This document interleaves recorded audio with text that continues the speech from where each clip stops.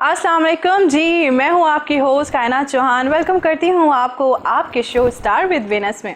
जी कैसे हैं आप सब लोग?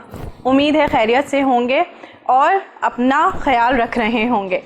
जी जैसा कि आपको पता है कि हमारे शो में हर न्यू एपिसोड में एक न्यू गेस्ट मौजूद होते हैं। तो आज जो हमारे साथ गेस्ट मौजूद हैं वो कैरेक्टर एक्टर भी हैं, सिंगर भी हैं, म्यूज़िक कंपोज़र भी हैं और मैं तो यही कहूँगी कि वो ऑलराउंडर हैं। उर्दू अदब से उन्हें बहुत लगाव है, गज़ल कहते हैं और नज़्म लिखते हैं। तो आइए वेलकम करते हैं अनीस हैदर जी। अस्सलाम वालेकुम। वालेकुम अस्सलाम। कैसे हैं आप? अल्लाह का शुक्र है, आप सुनाएं कैसी हैं? अल्हम्दुलिल्लाह, जैसी हूँ आपके सामने हूँ। कैसी चल रही है, कैसी गुजर रही है लाइफ? सबसे पहले तो थैंक यू सो मच कि आपने इनवाइट किया और खुशी हो रही है कि आफ्टर लॉन्ग टाइम ये प्रोग्राम्स फिर से शुरू हुए हैं और जितना भी एक कोविड की इस क्या कह सकते हैं कि एक पेनफुल सिनेरियो में आप लोग ये प्रोग्राम्स कर रहे हैं तो आपकी और आपकी पूरी टीम मुस्तहक है दाद की भी और दुआओं की भी। बहुत शुक्रिया, बहुत शुक्रिया। तो मुझे बताइए कि माशाल्लाह से कुछ छोड़ा नहीं आपने, लिखते भी हैं, कहते भी हैं और एक्टर भी हैं प्लस सिंगर भी हैं। तो इतने सारी जो आप में क्वालिटीज़ हैं वो तो खैर अल्लाह की तरफ से ही हैं माशाल्लाह। मुझे ये बताएं कि कैसे पता चला आपको कि आप में ये सब गुण है, ये सब आप में है? कैसे अपना टैलेंट का कैसे पता चला आपको? देखिए आप खुद एक एक्ट्रेस भी हैं माशाल्लाह, काफ़ी आपने प्लेस भी किए हैं। आर्टिस्ट होता है या फिर नहीं होता। तो मैं बाय बर्थ ही आर्टिस्ट था और इवन कि मेरी family, my whole relatives army में भी हैं, डॉक्टर्स भी हैं। ग्रेट। लेकिन मुझे उनकी ख्वाहिश थी कि मैं भी आर्मी में जाऊं और मैं गया भी सही। अच्छा, गए थे? लेकिन मैं क्योंकि जगजीत सिंह साहब को सुनता था, मेहदी हसन साहब को सुनता था, नूरजहां साहिबा को, अहमद रुश्दी साहब को, तो जो हमारे इतने बड़े लेजेंड्स थे, गज़लें सुनना, म्यूज़िक से लगाओ, शादियों पे ढोलकी बजाना, नाचना, कज़न्स की शादी पे जैसे होता है गाना, और लड़कियों से अच्छी ढोलकी मैं खुद बजाता था। अरे वाह। तो आर्टिस्टिक चीज़ें थी, लेकिन प्रेफरेंस ये रही कि सबसे पहले स्टडीज़ को कंप्लीट किया जाए और उसके बाद सोचा जाए कि क्या किया जा सकता है और क्या करना चाहिए। तो बेसिक नॉलेज, क्योंकि लर्निंग प्रोसेस तो आपको पूरी ज़िंदगी चलता रहेगा। बिल्कुल बिल्कुल, वो तो जब तक ज़िंदगी है वो है। क्योंकि मैं जंग से बिलोंग करता हूँ, जंग सदर से, तो इट्स अ लॉन्ग जर्नी। वहाँ से एक सेल्फ मेड स्ट्रगल शुरू हुई, लेकिन इट्स अ ब्यूटीफुल जर्नी। रास्ता मुश्किल था, मंजिल खूबसूरत थी, लेकिन अल्हम्दुलिल्लाह वो कहते हैं कि there is no shortcut to success. बिल्कुल। और जब माँ बाप की दुआएं हों और फैमिली की सपोर्ट हो तो कोई नहीं, और इतने अच्छे रिश्तेदार हों जो आपको मोटिवेट करते रहें, अपनी चिकनी, दिलजली, अच्छी, बुरी, तो उसको पॉजिटिव साइड पे लेके आपको अपना सफ़र जारी रखना चाहिए। तो in simple I should say कि stay positive in your life, no matter how many ups and downs you go through. बिल्कुल। अच्छा मुझे बताएं, जैसे आपने बताया कि आपकी फैमिली में सब आर्मी में और डॉक्टर्स वगैरह हैं, आपकी फैमिली में कोई एक्टर, कोई सिंगर, कोई नहीं है? मैं एक्चुअली बताऊँ कि मेरे बचपन से हमारे एजाज भाई हैं, बहुत अच्छी आवाज़ उनको गाते हुए देखा, और बड़े भाई मेरे एक्टर थे, एक डायरी ड्रामा था, ही पास्ड अवे इन 1994। तनवीर भाई बड़े भाई थे, तो उनकी डेथ हो गई ऑल ऑफ सडन। तो मैं उनको देखता था, वो शेक्सपियर की प्लेस करते थे, कॉलेज के कैटअप करते थे, तो ब्लड के अंदर था। तो मेरे भाई को, बड़े भाई को मेरा रोल मॉडल थे, तो मैं इम्प्रेस था उनसे कि वो टॉल, 6 फीट हाइट, और मैं देखता था कोई हीरो बन के खड़े हैं, लोग क्लैप कर रहे हैं। जब किसी ज़माने बड़े एजुकेटेड कहते हैं कि थिएटर होते थे, तो वो मुझे बड़ी खुशी होती थी। छोटे थे तो उनके साथ जाना कभी कभी। लेकिन उसके बाद अंदर के आर्टिस्ट ने आवाज़ मारनी शुरू की, जागो जागो जागो जागो, गो फॉर इट। और फिर सोचा कि झंग जैसे शहर से निकल के, क्योंकि हमारा छोटा सा एरिया और हमारे यहाँ सेक्टेरियन इशू था, तो स्टडीज़ बहुत आपके लिए ज़रूरी है। तो स्टडीज़ को पूरा किया, साथ साथ कोशिश जारी की, जंग से लाहौर, लाहौर से जंग, वो एक सफ़र चलता रहा। फिर एक डिसीजन लिया कि कराची आना चाहिए। तो अल्हम्दुलिल्लाह कराची आके जो ख्वाब हैं आपके, जो स्ट्रगल है, आपको पीछे मुड़ के देखा जाए तो मुझे सेटिस्फेक्शन होती है कि थैंक्स टू अल्लाह, आई पे ग्रेटिट्यूड टू अल्लाह कि अल्लाह ने बस इतना रास्ता दे दिया है कि आप जो करना चाहते हो वो आप कर रहे हो। लेकिन जो आपने पूछा स्ट्रगल का, तो I have done masters in English literature. ज़बरदस्त। हम पंजाबी में कहते हैं कि छोले दे के 3rd डिवीजन में पास किया, अच्छा। नकले वकले मार के, सच्ची जो बात है। हाँ, किया डिग्री। तो मैं I can see, I might be wrong, but ये है कि प्रैक्टिकल लाइफ ज़रा डिफरेंट होती है। लेक्चरर हो गए, पढ़ाना शुरू कर दिया डिफरेंट स्कूल्स में, कॉलेजेस में। हाँ जी, अल्हम्दुलिल्लाह 12 साल। सेल्फ मेड, अब्बा की डेथ हो गई थी तो सेल्फ मेड थे, ज़ीरो पे थे। कभी पैंट नहीं है, कभी शर्ट नहीं है, कभी जूते नहीं हैं। तो छोटे भी थे तो घर में अपनी वालदा ने जो हमारा ब्रॉटअप किया है और बड़े भाइयों ने, तो मैं खुश नसीबी भी और अल्लाह का लाख लाख शुक्र है कि अम्मा की दुआएं, भाइयों की दुआएं। तो एक सफ़र जारी है और उन्हीं की दुआओं के हिसार में कराची में बैठे हैं। और कराची एक गरीब परवर शहर है और जहाँ पे जो भी आता है उसको समाया जाता है और प्यार दिया जाता है। बिल्कुल, ये तो है, ये तो है। तो यहाँ तक पहुँच के और काम कर रहे हैं। ज़बरदस्त। चलें, इसी मौजू पे मैं इसी टॉपिक पे आपसे और बात करूँगी, लेकिन क्योंकि आप सिंगर हैं तो मैं तो चाहूँगी कि आपकी आवाज़ सुनूँ और सुनाऊँ, तो क्यों ना हो जाए एक सॉन्ग। बिल्कुल। तो कायनात सॉन्ग सुनाने से पहले मैं ये बताना चाहूँगा कि आप जंग की बात हो रही थी मेरे प्यारे शहर की, तो वहाँ पे सेक्टेरियन इशू था बहुत ज़्यादा और हमारे यहाँ जो राइम्स हैं वो नहीं करवाई जाती थी। सही। म्यूज़िक का कोई कॉन्सेप्ट नहीं था। नहीं। तो मैंने सोचा क्यों ना वो काम किया जाए, म्यूज़िक को लाया जाए, बच्चों को राइम्स कराई जाएं, ताकि आने वाले दिनों में हमारे बच्चे भी सही और आम स्कूलों के बच्चे भी एक स्टैंडर्ड को मैच करें, क्योंकि बाद में तो उन्होंने इंग्लिश में ही जाके स्टडीज़ करनी है। इंग्लिश मीडियम पढ़ना ज़रूरी हो गया। बिल्कुल। चाहे उस वक्त हमारे यहाँ उर्दू मीडियम में मैट्रिक भी कर लें तो उसके बाद जाके इंग्लिश में ही फर्स्ट ईयर होगा, सेकंड ईयर होगा। तो उस वक्त मैंने आइडियाज़ पे काम करके और होम ट्यूशंस पढ़ा के, टीचिंग करके, सेल्फ मेड थे। परमिशन मिल गई थी कि करो, लेकिन भाई अपने पैसों से, सपोर्ट नहीं है। सही। तो अल्हम्दुलिल्लाह ये स्टार्ट लिया, तो ये OST भी बना एक ड्रामे का। ग्रेट, जबरदस्त। That was my first song and I love it, क्योंकि वो इससे मेरा एक सफ़र शुरू होता है। सही। तो सिर्फ ये कहूँगा कि हिजर को हाशिया लगाने दूँ, ऐसे कैसे मैं तुझको जाने दूँ, दिल जो तेरे खिलाफ हो जाए, दूसरी सांस तक ना आने दूँ। अरे वाह, जबरदस्त। ये आपका अपना लिखा हुआ है? मैं अपनी चीज़ें खुद सुनाता हूँ। अभी सुनवाऊंगी सबको, खुद भी सुनूंगी। चलिए सॉन्ग आप सबकी नजर जी।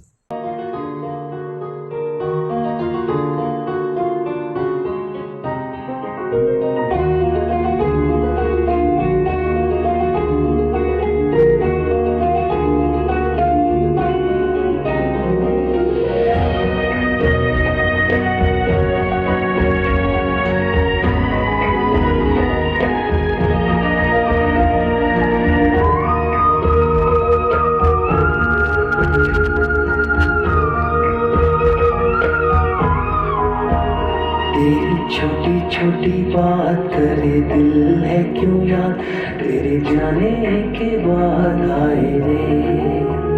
तेरी छोटी छोटी बात करे दिल है क्यों याद, तेरे जाने के बाद आए रे। आँखें बरस बरस गई, तरस तरस दे दे एक झलक आए रे। अपना आप ना पाए तेरे बिन मुझे,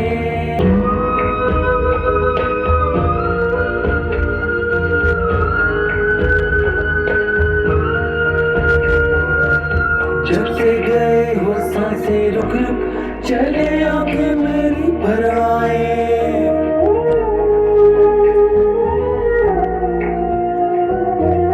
जब से गए हो सांसें रुक रुक, चले आंखें मेरी भर आए। प्यार भरे सफादे तेरे मुट्ठी से अब तो मेरी तेरे जाए तेरा हम मेरे दिल को सताने लगा तू याद बहुत मुझे आने लगा तेरा हम मेरे दिल को सताने लगा तू याद बहुत मुझे आने लगा लब पे तेरा ही सवाल दिल में तेरा ही मलाल आ देख मेरा हाल आए रे तेरी छोटी छोटी बात कभी दिल है क्यों यार तेरे जाने के बाद आए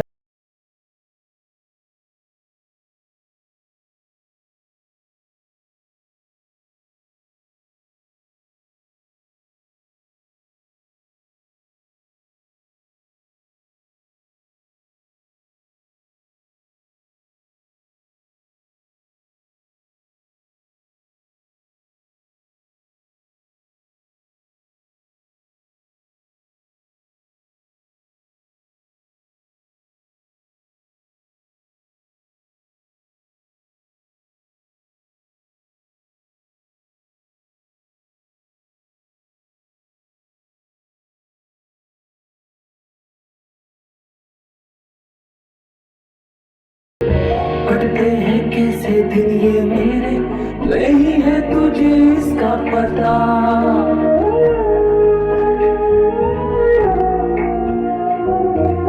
कटते हैं कैसे दिन ये मेरे नहीं है तुझे इसका पता बसती है कैसे तन्हा शाम बेचैनियों में रोए दिल है मेरा मेरे प्यार में कमी थी क्या तुमको गए मेरे वफा मेरे कदर हो गए मेरे प्यार में कमी थी क्या तुमको गए मेरे वफा मेरे कदर हो गए तू दिल से न जाए तेरा प्यार तड़पाए आजा लौट के हाय हाय रे तेरी छोटी छोटी बात करे दिल है क्यों यार तेरे जाने के बाद आए रे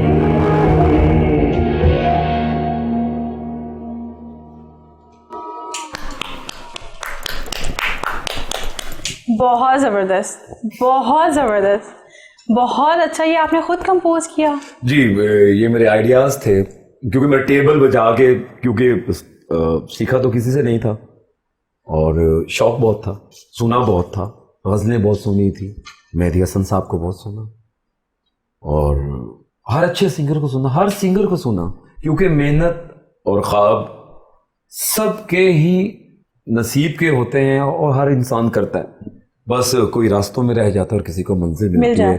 तो मैं 12वां खिलाड़ी था, सेल्फ मेड लोगों को मेरा बिलीव था कि सेल्फ मेड लोगों को मंजिल ज़रूर मिलती है, खुशियाँ ज़रूर मिलती हैं, लेकिन थोड़ी सी देरी हो जाती है, लेकिन मिलती ज़रूर है। और हक सच के रास्ते पे चलते हुए, सीधे रास्ते पे चलते हुए थोड़ा टाइम ज़रूर लगता है, लेकिन अल्लाह की ज़ात पे भरोसा और मेहनत करनी चाहिए। तो मैं टेबल पे बजाता था, क्या करूं क्या बनाऊं, तो ये पहला सॉन्ग था जो लिखा और उसके बाद लाहौर गए, वहाँ पे इसका म्यूज़िक कैसा चाहिए। ख्वाब ये था कि अपनी चीज़ बनाऊं, अपने नाम से आओ, फिर आपको पता चलेगा कि आपकी कितनी वर्थ है। सही। तो ये गाना जब मैंने बनाया तो अभी ये स्टूडियो में रिकॉर्ड हुआ था, तो इसको OST ले लिया गया, फिर उसके 4 सीज़न बने, उसके प्लेस के 4 सीरियल, उसमें भी आया ये अल्हम्दुलिल्लाह। ज़बरदस्त, नहीं बहुत ज़बरदस्त लिखा। आज मैं फर्स्ट टाइम मतलब कि आपके सामने बैठ के इस गाने को परफॉर्म किया। बहुत ज़बरदस्त आपका ये सॉन्ग लगा और मैं तो कहीं खो गई थी आपके इस गाने में। तो टाइम हो गया ब्रेक का, भाई ब्रेक लेना भी ज़रूरी है, फिर उसके बाद आपसे गपशप करेंगे दोबारा। व्यूअर्स, यकीनन आपको ये सॉन्ग बहुत अच्छा लगा होगा, मुझे बहुत पसंद आया ये सॉन्ग और इनकी आवाज़ में तो वाकई कोई जादू है। टाइम हो गया है ब्रेक का, ब्रेक के बाद आएंगे और फिर गपशप लगाएंगे।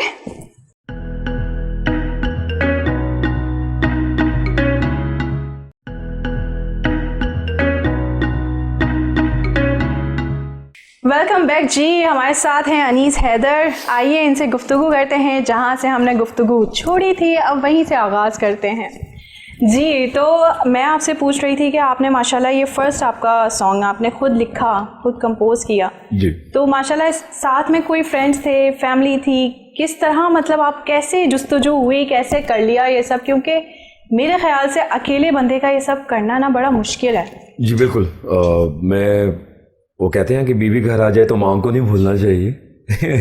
इन अदर प्रोस्पेक्टिव स्ट्रगल चल रही थी मेरी, एक बैंड भी बनाया हुआ था, लेकिन मैं जब भी कोई और गाना गाता था तो मुझे बड़ी तकलीफ होती थी कि यार अपना गाना होना चाहिए, और सोर्सेज नहीं थे। तो मेरे ही बहुत अच्छे भाई हैं, फैमिली फ्रेंड हैं, बड़े भाई हैं मियाँ नजीब अफजल, तो उन्होंने कहा चल तेरी उंगली मैं पकड़ता हूँ और तुम अपने सॉन्ग बनाओ, जो करना चाहते हो, I will support you, go for it. और आज मैं जो इधर बैठा हूँ या जितना भी मैं काम कर रहा हूँ, तो आई एम थैंकफुल टू अल्लाह सबसे पहले, और अपनी माँ बाप का और अपने बहन भाइयों का शुक्रिया अदा करते हुए मैं नजीब भाई का दिल से शुक्रिया अदा करता हूँ, और दुआ गो हूँ कि उनका भी किडनी का ट्रांसप्लांट हुआ है, तो अल्लाह ताला उनको रिकवरी दे, सेहतयाबी दे। इंशाल्लाह। तो he supported me, he took me what am I and what I want to do it. तो उन्होंने मुझे एक फ्री हैंड दिया कि go for it man, I am with you. हम कई रातें गाड़ियों पे जाते थे, जंग से 3-4 घंटे लगा के लाहौर, स्टूडियोज के एटमॉस्फेयर का पता नहीं था। तो उन्होंने जो उंगली पकड़ के साथ चले, और आज तक वो मेरे साथ हैं, मुझे प्यार करते हैं। मैं सबसे पहले कुछ कोई चीज़ बनाता भी हूँ तो उनको सुनाता हूँ, अगर वो कहते हैं कि यार सही है गो फॉर इट, मैं तब वो सॉन्ग बनाता हूँ, क्योंकि वो काम के भी बड़े सुरीले हैं और बहुत ही नफीस इंसान है। तो हर लिहाज से उन्होंने मुझे सपोर्ट किया, और मुझे कोई डर नहीं है कहने में। फाइनेंशियली ही सपोर्टेड मी, इवन कि मेरी जीन्स ड्रेसिंग जो भी था, तुमने ये पहनना है, ये करना है, ये करना है। थप्पड़ भी पड़ जाता था कभी कभी, बड़े भाई होने का फायदा उठाते थे और अच्छी बातें समझाई। लेकिन उन थप्पड़ों का या उन डांट का आज असर तो है ना। आज आप कुछ बने, आपको फख्र होता है, जैसे आप उनके लिए उनको शुक्रिया अदा कर रहे हैं। बिल्कुल। तो आप उनके थप्पड़ का भी कर रहे हैं। बिल्कुल कर रहे हैं, क्योंकि अगर वो थप्पड़ ना मारते या डांटते नहीं, तो मेरा नहीं ख्याल कि आप इतना आगे बढ़ते या सीरियस लेते इस चीज़ को। बहुत ज़रूरी है, कोई आपको सपोर्ट कर रहा है। और इवन के कुछ मेरे रिश्तेदार, मेरे कजन्स हैं, फैसल हो गया, शामी भाई हो गया, फौजिया बाजी इरम, तो मेरी बहनें, मामू की बेटी खालाजाद, एजाज भाई, जितने भी मेरे प्यार कर, सब लोग प्यार करने वाले, दे सपोर्टेड मी वेल। मेरी सारी फैमिली ने, मेरे रिश्तेदारों ने मुझे बहुत सपोर्ट किया, बहुत मोटिवेट किया।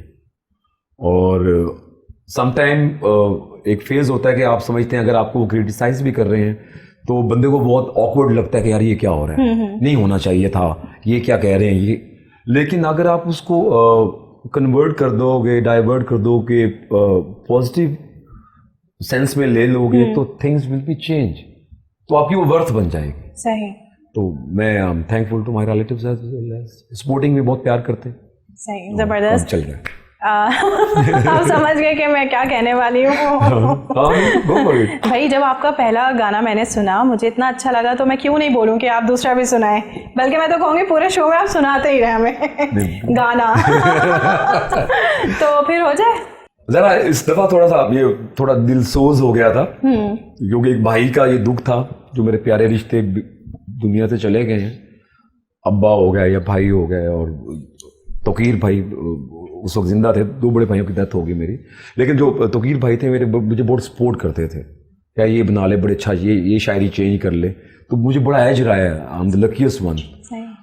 तो अब ज़रा 90s की एरा में चलते हैं। मैं थोड़ा एक्सपेरिमेंटल काम भी करता हूँ, कोशिश होती है कि जो काम हमारे पाकिस्तान में हो।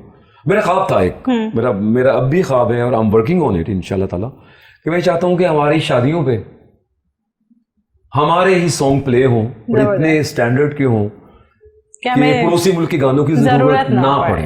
जबरदस्त। जब हमारे साथ टैग आता है प्योर पाकिस्तानी, जी, तो पाकिस्तानी सॉन्ग्स उधर भी चले तो फिर मजा है कि वो भी एडमायर करेंगे। ये तो है, लेकिन चलते भी हैं हमारी, चलते हैं। हाँ। तो मेरा ये ड्रीम है पर्सनली कि मैं चाहता हूँ कि मैं इस पैशन पे मैं एक्सपेरिमेंट्स करता रहता हूँ, तो अल्लाह बेहतर करेगा। अब 90s की एरा में लेके जाते हैं आपको। बिल्कुल बिल्कुल।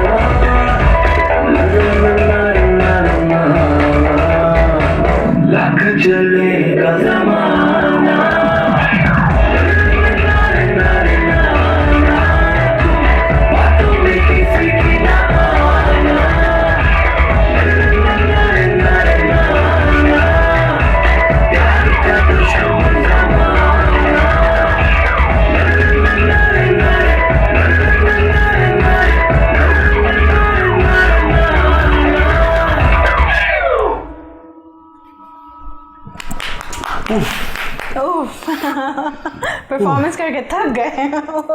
पानी हो जाना चाहिए। बिल्कुल बिल्कुल। पानी पी लें, उसके बाद फिर पूछूंगी। पूछे, you should go on.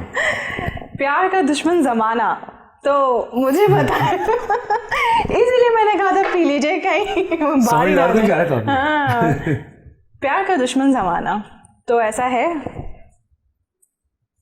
हाँ है। अगर आपका करियर नहीं है तो फिर मेरा कहना है कि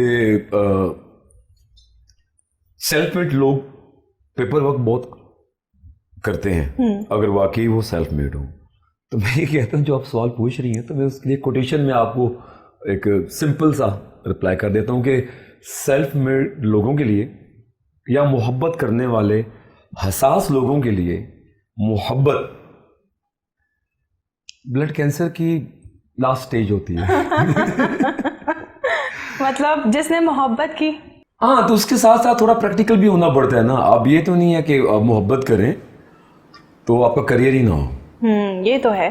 थोड़ा सा आप रियलिस्टिक होकर सोचेंगे तो things will be more fine. आप जिससे प्यार कर रहे हो या जिसको पसंद करती हो, तो उसके लिए अब जाहिर बात, आप ये तो नहीं कहेंगे आपका बेटा क्या करता है जी, वो रात को पैकेज करवा के फ़ोन पे बात करता है। क्योंकि जब भूख मेन गेट से एंटर होती है तो इश्क जो है ना वो रोशनदानों से निकल जाता है। वाह। तो करियर बहुत ज़रूरी है किसी भी चीज़ को पाने के लिए। और कई लोग करियर को देख के मोहब्बत करते हैं कि आप कुछ बन गए, कुछ हैं। अच्छा, मोहब्बत का खमीर है ये, मोहब्बत इंसान का खमीर है और नफरत भी इंसान का खमीर है। दोनों जज्बे एक ही इंसान के अंदर पाए जाते हैं। बिल्कुल। क्योंकि जन्नत और दोज़ख एक ही अमल और अमाल के साथ वो कनेक्टिविटी है। वो बात निकलेगी कि तो कहीं और निकल जाएगी। देखिए मैंने कितनी खूबसूरती से आपकी उस बात को कैसे कन्वर्ट कर दिया, आप भूल ही कि आप क्या पूछ रही हैं। लेकिन मैं बता देता हूं कि मैं आने वाली, आप सब्र कर लें। अभी आती हूँ। है, मोहब्बत ज़रूरी है। मोहसिन नकवी साहब कहते हैं कि ज़िंदगी को संवारने के लिए इश्क करना बहुत ज़रूरी है। इश्क जो है सबसे पहले तो मैं कहता हूँ क्या कहना चाहिए कि जिसकी कोई रिप्लेसमेंट ही नहीं है, वो आपके माँ बाप का इश्क है। उससे खूबसूरत इश्क कोई नहीं। बाप जिंदगी की छत, माँ डेफिनेशन ही नहीं है। कायनात भी रख दें कदमों में, कुछ ही नहीं है माँ के। आपके भाई, आपकी बहनें, आपके हर वो प्यारे रिश्ते जो अल्लाह ने आपको अता किए हैं, तो कदर करनी चाहिए उनकी और उनसे इश्क करना चाहिए। और आपकी जिम्मेदारियाँ, रिस्पॉन्सिबिलिटीज़ को आपको लाइबिलिटीज़ में बदल देना चाहिए और हर एक रिश्ते से प्यार करना चाहिए। क्योंकि मेरा मानना ये है कि क्योंकि हमने सब ने चले जाना है दुनिया से, इन्ना लिल्लाहि व इन्ना इलैहि राजिऊन। हम पढ़ते हैं अल्लाह की तरफ ही लौट के जाना है, बेशक। लेकिन मेरा मानना सिर्फ इतना है कि अगर आप चले भी जाएं तो आपको अच्छे अल्फाज में याद किया जाए। Put life in the moments, और मोहब्बत करते रहें। रिश्ते ये ना हो कि आप मर जाता है तो बुरे बंदे भी जो ज़िंदगी में जीना दो पर कर देते हैं, वो भी कह रहे हैं हाँ बड़ा अच्छा इंसान था। तो मैं इसको मुनाफिकत समझता हूँ। मुनाफिक से बच के रहना चाहिए। मेरा ये मानना है कि प्लीज़ मुनाफिकत ना करें। ज़िंदगी में जो रिश्ते आपके हैं उनको बताएं कि आप बहुत प्यारे हैं। दिल में रखना, छुपा के रखना क्यों रखना भाई? Life goes on, it never stop. बात जब इंसान चला जाता है हम कहते हैं यार बहुत अच्छा था। हाँ। उसके होते हुए क्यों नहीं बता रहे हो? सही बात है, एक्सप्रेस नहीं करते। करना चाहिए एक्सप्रेस।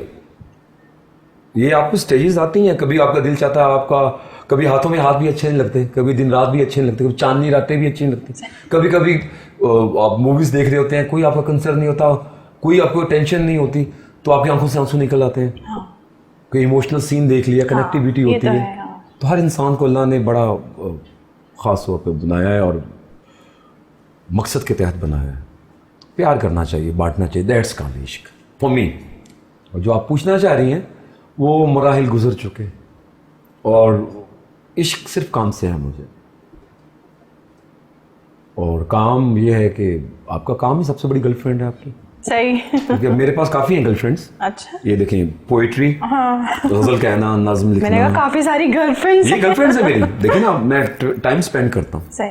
क्योंकि क्योंकि एक्ट्रेस आपको पता है कि एक म्यूज़िक अलहदा डिपार्टमेंट है। बिल्कुल। एक्टिंग एक बिल्कुल अलग है। वो दुनिया ही और है। तो मैं एक्टिंग में एज अ कैरेक्टर एक्टर काम कर रहा हूँ और वहाँ से मैं कमाता हूँ, म्यूज़िक पे खर्च करता हूँ, थोड़ा थोड़ा करके जोड़ता रहता हूँ। ये सही। बहुत स्ट्रगल के साथ ये सॉन्ग्स बनाए हैं। ये मैं कभी टेबल्स पे बैठ के बजाता था और मेरे पास कोई चीज़ नहीं थी, सही। सिर्फ आइडियाज़ चलते थे ज़हन में, अच्छा ये और फिर रिकॉर्ड कर पेपर पे लिख लेना। जबरदस्त। तो एक हिम्मत नहीं हारी। और मज़े की बात बताओ तो ये सॉन्ग मैंने 2006 में बनाया था, लिखा था, और मुझे कोई आइडिया नहीं था कि इसका क्या बनेगा। सही। तो अब बाकी इसको मैंने बनाया। ज़बरदस्त। यही होता है कि आप बस मेहनत करते जाएं, कभी ना कभी तो रंग लाती है। बिल्कुल यकीन होना चाहिए। फेलियर भी हुआ, नाकाम भी हुए, लेकिन अपनी एनर्जी को कंपाइल करें।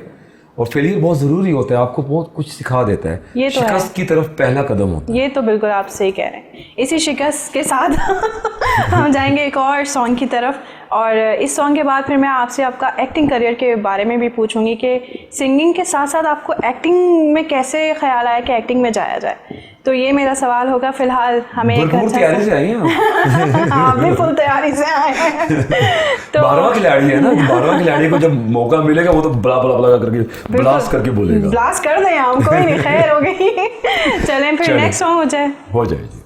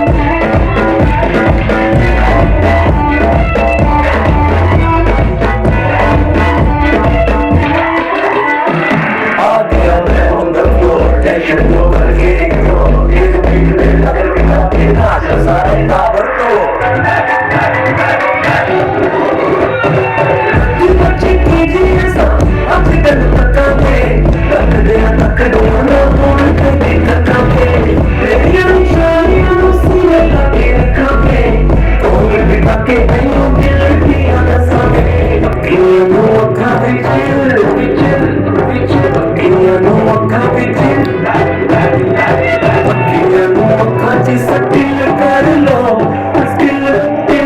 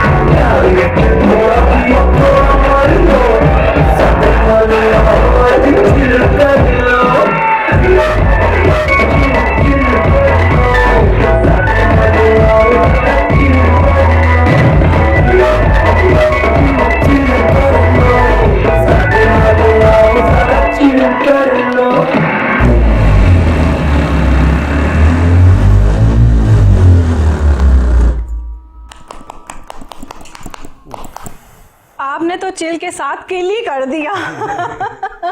जी जनाब, इसी चिल के साथ हम जाएंगे एक ब्रेक पे और फिर आके इनसे गपशप लगाएंगे।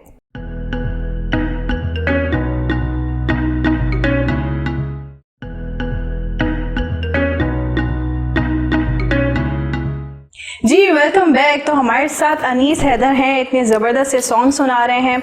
अब हम इनसे इनकी शायरी और एक्टिंग के बारे में बात करेंगे, तो आइए बात करते हैं इनसे।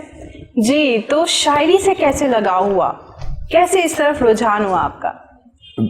सबसे पहली बात तो है कि मैं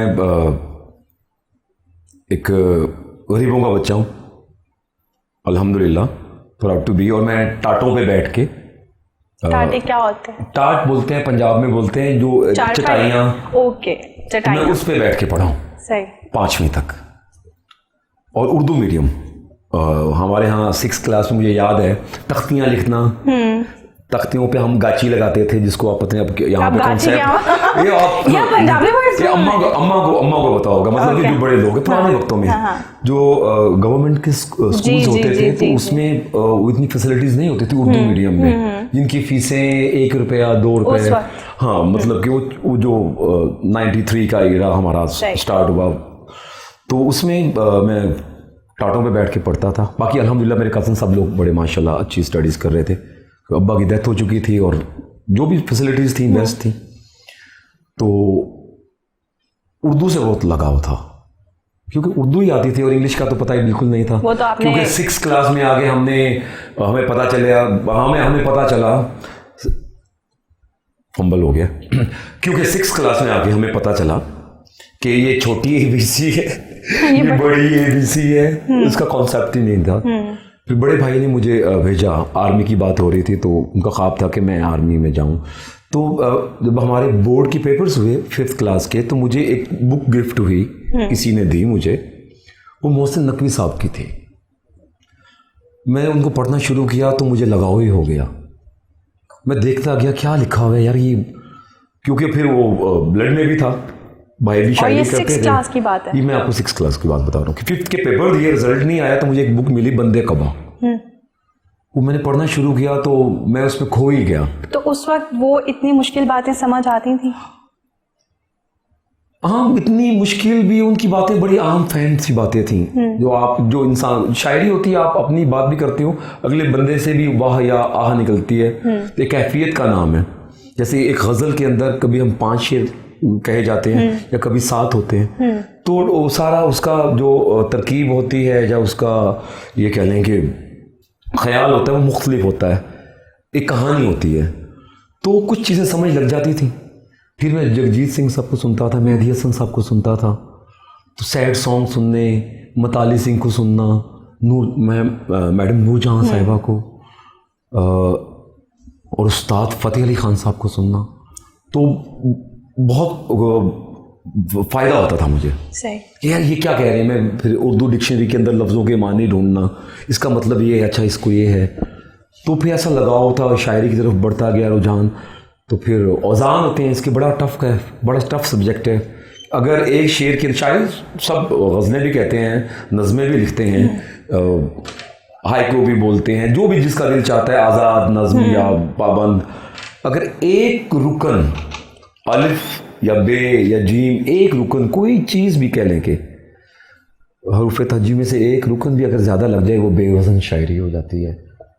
तो टेक्निकली जो साउंड शायर होते हैं या शायरा होती हैं, वो बहुत ही कठिन मरहले होते हैं कि बेवज़न कोई चीज़ हाँ, वो उसको शायरी में कंसिडर नहीं किया जाता। तो मैंने वो मुशायरे पढ़े, सीखा, स्टडीज़ भी की, बेसिक्स भी सीखी, फिर प्रैक्टिस शुरू कर दी।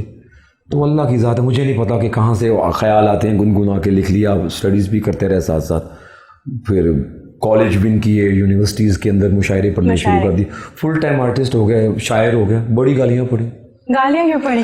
वो बेटा, वो पढ़ाई करो, क्या शायर बन के फिर रहे हो, उदास रोगे चादर लपेट ली हुए, तो शादी करना चाहता है? मैं नहीं, कोई पसंद आ गई? नहीं, तो फिर ये उदास, ये देवदास बन के तुम क्यों फिर रहे हो? तुम इतने परेशान क्यों कर रहे हो, फलां क्यों कर रहे हो? तो वो मुझे समझ नहीं आती थी कि यार क्यों कह रहे हैं, क्योंकि वो लोग ठीक थे, मैं गलत था, मतलब कि मैं गलत इसलिए था कि मैं तो आर्टिस्ट हूँ, पर मुझे एक जंग लड़नी है। मेरे अल्लाह ने एक मंजिल तय की हुई है मेरी, मुझे वो करना है। वो एक ट्रैवल था, खूबसूरत सफ़र था, अल्लाह ने उन प्रोसेस में से गुजार के यहाँ तक ला दिया। बाकी सो हैप्पी कि जो मैंने अचीव कर लिया है। मेरी जगह पे कोई और होता तो मतलब कब का कुछ छोड़ के चला जाता। बिल्कुल बिल्कुल, ये तो मैं हार मानने वालों में से तो नहीं हूँ, नहीं। बिल्कुल हार नहीं मानता। सही, ज़बरदस्त। एक्टिंग जो है वो, और डिफरेंट रोल करने का आदी हूँ मैं। जहाँ पे भी हाथों में हाथ आए तो मैं तुम्हें प्यार करता हूँ, अम्मा ने ये कह दिया, मेरी कहानी ख़त्म हो जाती है। तो बस ये है कि करेक्टर एक्टर मैं हूँ और काम करता हूँ। I love to do tough roles. कोशिश होती है कि नियतन की जाए, और अल्लाह का शुक्र है बहुत मज़ा आता है। सही। तो नहीं, ये आप एक्टिंग की तरफ किस तरह आ गए? एक्टिंग अंदर थी, जो आप देखिए, एक्टिंग अब सोर्स ऑफ इनकम भी तो है ना। बिल्कुल है। I used to be a teacher, मैंने पढ़ाया भी सी, होम ट्यूशंस भी मैंने ली। तो I want to do something, मतलब कि मेरे लिए स्पेक्ट्रम बड़ा एक ओपन होना चाहिए कि काम करना तो बड़ा करो वरना ना करो, सही। जो आपके अंदर है। एक मैं जब टीचर था तो मेरी अम्मा ने मुझे कहा कि बेटा कि अब तू लाहौर से ना मेरे पास रह। तो पहला ही मेरा गाना आया था OST तेरी छोटी छोटी बात, और एक मैं कॉन्सर्ट करके आया था PC में। तो मुझे बहुत अल्लाह ने इज़्ज़त दी, इंटरव्यूज़ वगैरह आए। तो मैं नेक्स्ट डे अम्मा के पास गया झंग में मिलने के लिए, तो उन्होंने कहा कि तू मेरे पास है, मेरा दिल चाहता है। तो आई स्टेड विद हर, सही। और 2 साल में उनके पास रहा। 2 साल बाद उन्होंने देखा ये टाई शाई लगा के जाता है, स्कूल जाके पढ़ाता है, वापस आके सो जाता है। मैं कहा बेटा अपनी ज़िंदगी जी, जो तू करना चाहता है गो फॉर इट। ये तो बहुत ज़बरदस्त है कि माँ बाप बच्चों को समझें और वही करने दें कि वो जो चाहते हैं। If you want to win the world then you need to win the heart of your parents. बेशक, ये तो है बहुत ज़रूरी। जो माँ बाप का दिल जीत जाता है, देखिए माँ बाप राज़ी, रब राज़ी तो सारा जग राज़ी। बहुत खूब, ज़बरदस्त जी। तो क्योंकि शो भी हमारा एंड पे है, तो मैं तो चाहूँगी कि आप सॉन्ग सुना दीजिए, कोई बहुत ही खूबसूरत सा, अच्छा सा, रोमांटिक सा। क्यों नहीं, लेकिन उससे पहले कि थोड़ा बहुत या सारे का सारा रहा हूँ मैं, थोड़ा बहुत या सारे का सारा रहा हूँ मैं, पर ये कि कुल मिला के तुम्हारा रहा हूँ मैं। तन्हा हूँ अपनी ज़ात का मलबा लिए हुए, तन्हा हूँ अपनी ज़ात का मलबा लिए हुए, मुश्किल में हर किसी का सहारा रहा हूँ मैं। थोड़ा बहुत या सारे का सारा रहा हूँ मैं, पर ये कि कुल मिला के तुम्हारा रहा हूँ मैं। वाह, बहुत खूब, ज़बरदस्त। शुक्रिया। आप सॉन्ग मुझे बिल्कुल।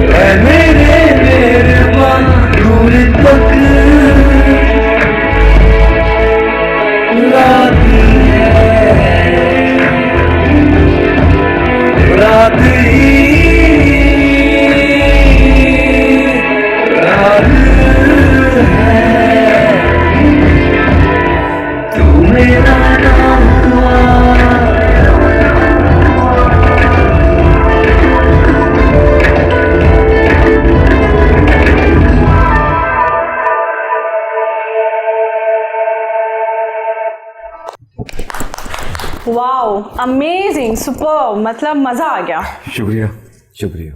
मुझे मालूम ही नहीं था कि आप इतना अच्छा गाते हैं और इतना अच्छा लिखते हैं।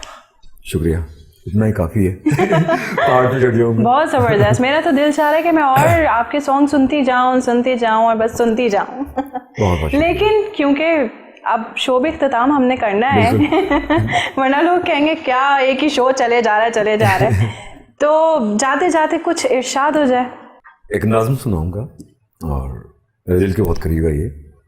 बिछड़ना ही ज़रूरी है, बिछड़ना ही ज़रूरी है, ज़रा फिर सोच लें दोनों, तो क्या गुजरेगी इस दिल पर जो सारे ख्वाब टूटेंगे। बचेगा क्या फिर हाथों में जो अपने हाथ छूटेंगे। तेरा तो खैर दुनिया में कोई तो हम सफ़र होगा, मगर सोचा है मेरा भी जो हर पल दर बदर होगा। तुझे मालूम है इतना कि तेरे प्यार में हमने बसाकर तुझको आंखों में सितारों को जगाया है। तू सीमा वे तबीयत है, तुझे दुख क्या बदलने का, मगर मैंने तो इस दिल में तेरा ही बुत सजाया है। तुझे खौफे ज़माना है, मुझे खौफे जुदाई है। ना जाने क्या मेरे रब ने मेरी किस्मत बनाई है। हंसेगी अपने साजन की तू बाहों में, मगर जाना मेरे दिल से ज़रा पूछो कठिन कितनी जुदाई है। अगर मुझको यकीन हो के बिछड़ के मेरी दुनिया से खुशी से तू जिए जाना, हंसी तेरी हकीकत हो जो दुनिया मेरे बिन होगी, तुझे उससे मोहब्बत हो तो फिर मुझको कसम तेरी के सदमे सब जुदाई के, खुशी से मैं उठा लूंगा शिकायत क्या करूंगा मैं तुम्हारी बेवफाई की। सिसकती याद को तेरी मैं सीने में दबा लूंगा, मगर सिर्फ शर्त इतनी है कि तुम एक बार ये कह दो कि तुम खुश हो बिछड़ के भी। चलो एक बार ही कह दो कि तुम खुश हो बिछड़ के भी। मगर एक बात कहता हूँ, अगर ये काम मुश्किल है तो फिर क्या डर है ज़माने का, तो फिर जीवन की हर एक साथ मेरे संग जोड़ दो जाना। यूं घुट घुट कर तो जीने से कहीं बेहतर है मर जाएं। मोहब्बत जाती है अपनी तो क्यों दुनिया से डर जाएं। चले आओ कि अब आंखें तेरा रास्ता ही तकती हैं। शबे हिजरां से पूछो तो ना सोती हैं ना थकती हैं। कसम तेरी मोहब्बत की के शहरे सितमगर की फसीलें सब गिरा दूंगा।